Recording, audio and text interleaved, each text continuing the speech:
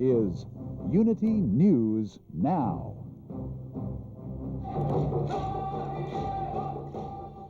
It's the biggest convention for minority journalists in the world, and it led off with a magnificent cross-cultural ceremony. Good to have you with us. I'm Dre Clark. And I'm Vicki Nguyen, and this is Unity News Now. This week, thousands of journalists of color have come to Seattle for the second Unity Conference of the century. Seattle is hosting minority journalists from all over the country. Nearly 6,000 Asians, Blacks, Hispanics, and Native Americans have come together to raise issues that are important to minority journalists.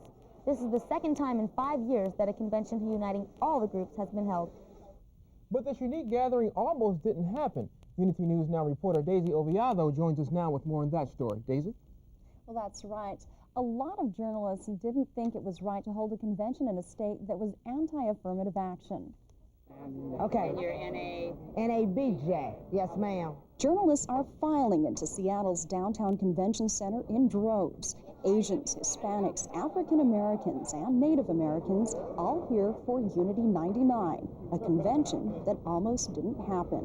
I have qualms about spending our money in a state where diversity is frowned on. At issue, Washington State's recent anti-affirmative action bill, Initiative 200. Minority journalists not too keen on bringing support to a state unsupportive of their views.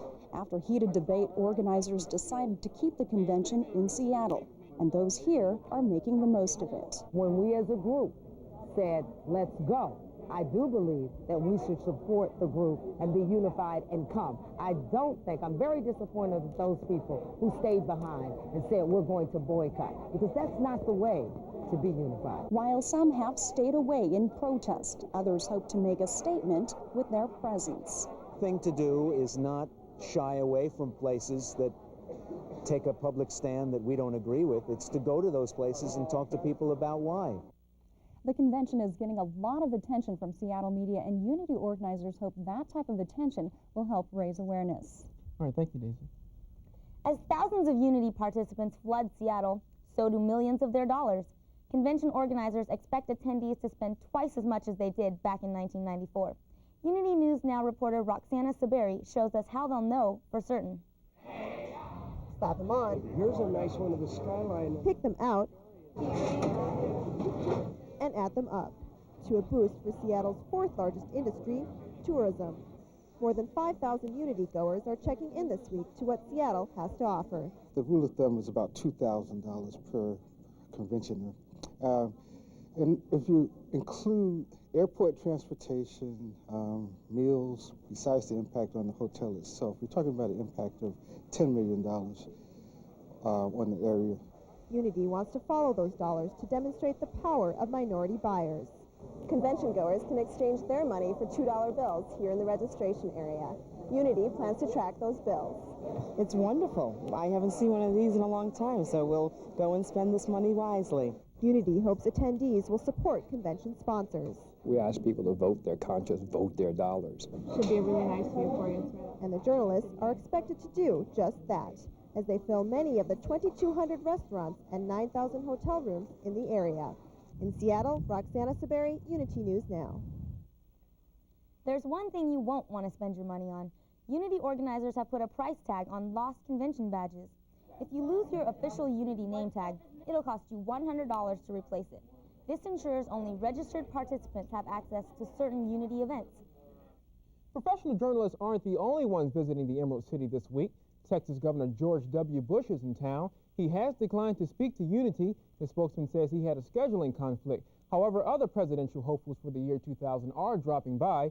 Vice President Al Gore arrives, and former Senator Bill Bradley will speak to the Unity Conference tomorrow night. Elections for the National Association of Black Journalists are being held this year, but there are some positions without candidates. Board members met on Tuesday, and Unity News Now talked with election co-chair Sharon Stevens. I think what's interesting about this year is that we've had so few people running in some of the regions. We have some races that are not only uncontested, there's nobody. And the way we're trying to address that, according to our operating procedures, the regional caucuses will have to elect their own regional directors in those places where there are no candidates. NABJ members can cast their votes on Friday. Diversity and affirmative action are hot topics in Seattle, especially with this year's convention in town. Unity News Now reporter Phuong Lam has the story. At a town hall meeting Tuesday, the president of Unity and several panelists charged that there is not enough diversity in the mainstream media. The topic of credibility in journalism is very important. The message tonight is that if newspapers and newscasts cannot diversify not only their hiring and news content, they're presenting a fundamentally inaccurate picture of the communities that they serve. At the Unity 99 town hall meeting, media executives were urged to do more than just talk about diversity. Camille says the lack of minorities in the media undermines credibility of news coverage. But some journalists say that diversity in the newsroom isn't easily recognizable. As a white journalist, I necessarily have the sensitivity to the minority coverage that a member of the community would have. A recent survey from the Radio and Television News Directors Association shows that 19% of minorities work in television and 11% in print. By the year 2025, minorities in the media hope to reach a percentage that reflects the minority population.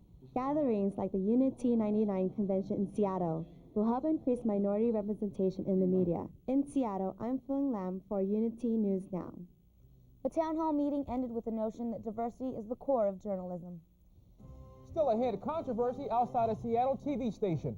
Find out why gay and lesbians say what's on air at one station is bigoted.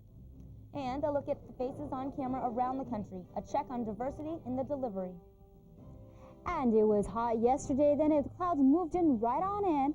So what will happen for tomorrow? I'll let you know a little later during the complete forecast, so stay tuned. I'm going to college to learn the business of raising buffalo so we can get back to the old way of eating. Why did you go to college?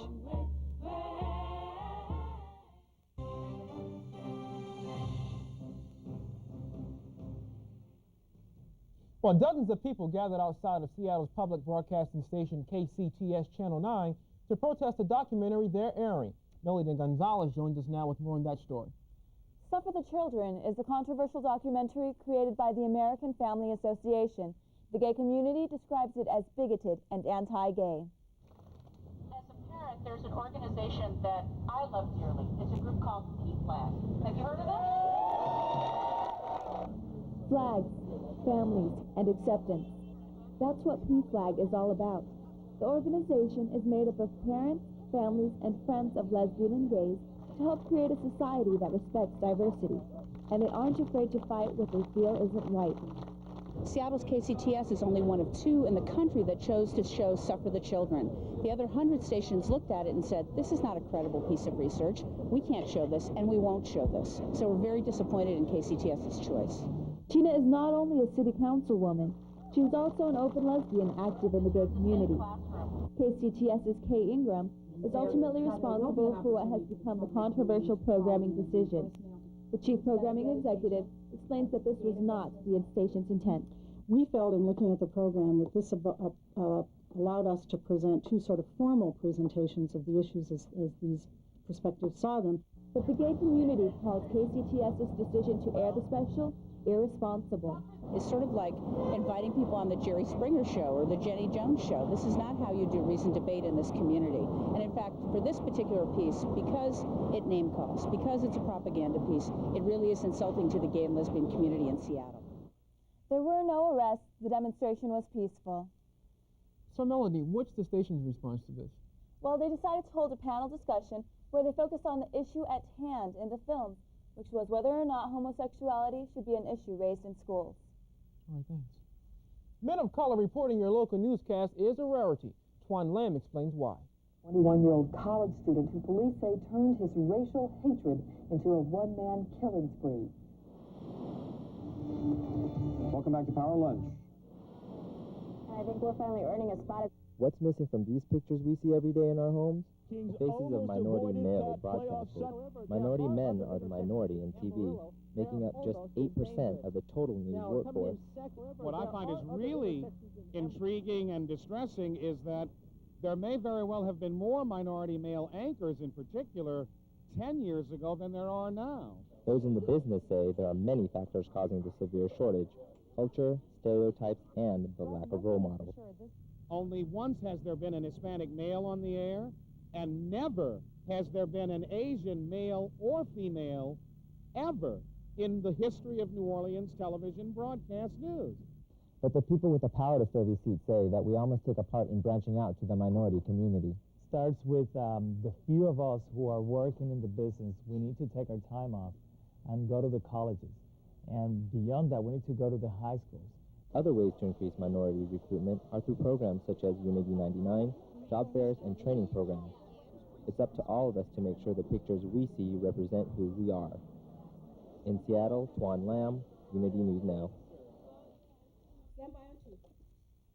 Altogether, male and female minority broadcasters make up less than 20% of the broadcast workforce. This week, anxious people are walking around the convention center looking for that big break at the Unity Job Fair. Job recruiters from NBC to the New York Times hope to find that diamond in the rough for their news team. Journalism students and professionals can bring their resumes, tapes, and clips to the fair to showcase their talents to their future bosses. Thousands are expected to take advantage of the chance to talk to recruiters. It gives young people and career professionals an opportunity to come and shop their wares to everybody in the business. It's a very important and very useful tool because you actually make face-to-face contact with the people who actually do the hiring. The job fair runs through Saturday. Well, besides networking possibilities, there are some real superstars to look out for.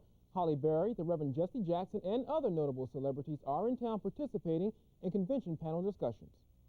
If you're not busy in a workshop or at the job fair, we'll show you where you can find some fun in the Emerald City. One of the sites is Seattle's newest Field of Dreams. We'll take you inside. All that coming up and more. Before the buffalo were wiped out, the Assiniboine people ate buffalo meat, and they were healthy. I'm going to college to learn the business of raising buffalo, so we can get back to the old way of eating. Why did you go to college? This is King 5 First Alert Weather.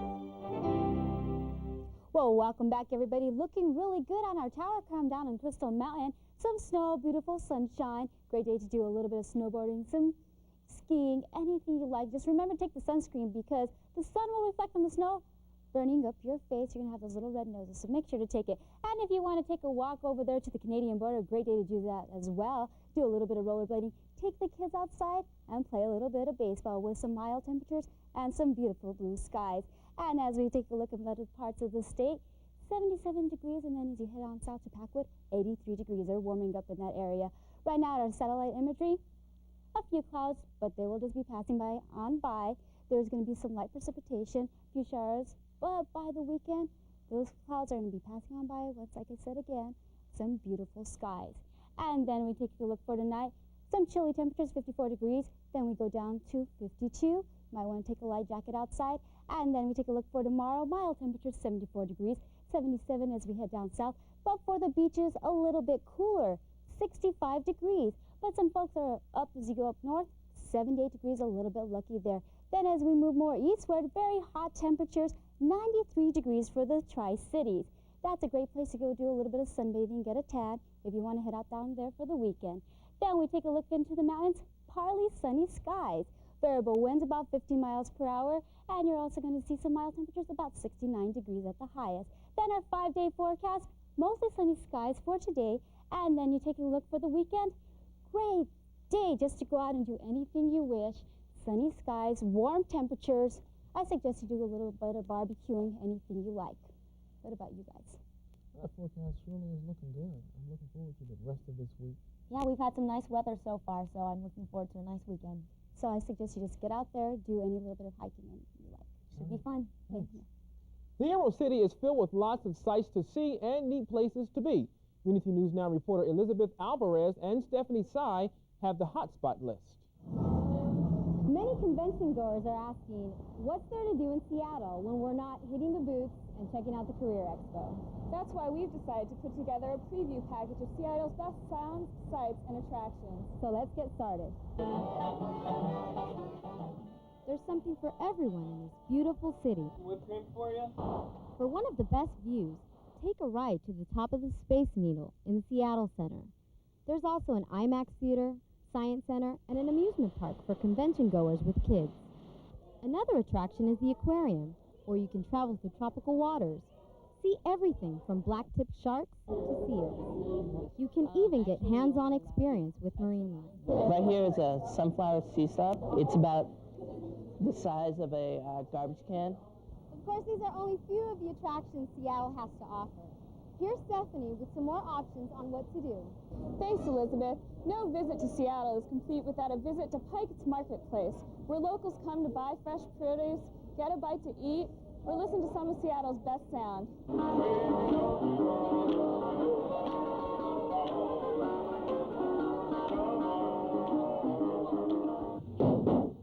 At the end of the day, head into one of the city's many coffee shops to rest your feet. The nation's coffee craze began right here in Seattle with Starbucks. So whether it's the Space Needle, going to the aquarium, or shopping at the market, Seattle clearly has a lot to offer. And even if you don't have a detailed plan, the adventurous convention goer can simply leave her hotel room and go in any direction. In Seattle, I'm Stephanie Sy. And I'm Elizabeth Alvarez for Unity News Now. There is a great deal in town called the City Pass, which you can get tourists into all the major attractions for $22.50. Mariners fans get their first glance at the new Safeco Field. Stay with us for that and your sports scores. I'm going to college to learn the business of raising buffalo so we can get back to the old way of eating. Why did you go to college?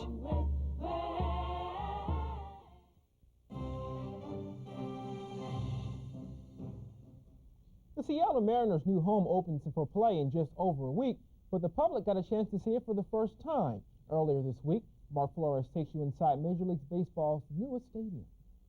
Everyone wanted a chance to touch history as Seattle opened Safeco Field. And for the first time, fans saw the bright future of Seattle baseball. I started watching baseball in Fenway Park, and so I've been kind of yearning for an outdoor park forever. And then I come here, and this just blows me away. I almost cried when I walked in the gates. It's really cool. Each seat at Safeco Field points toward home plate, and each is as much as 3 inches wider than the ones fans sat in at the Kingdome.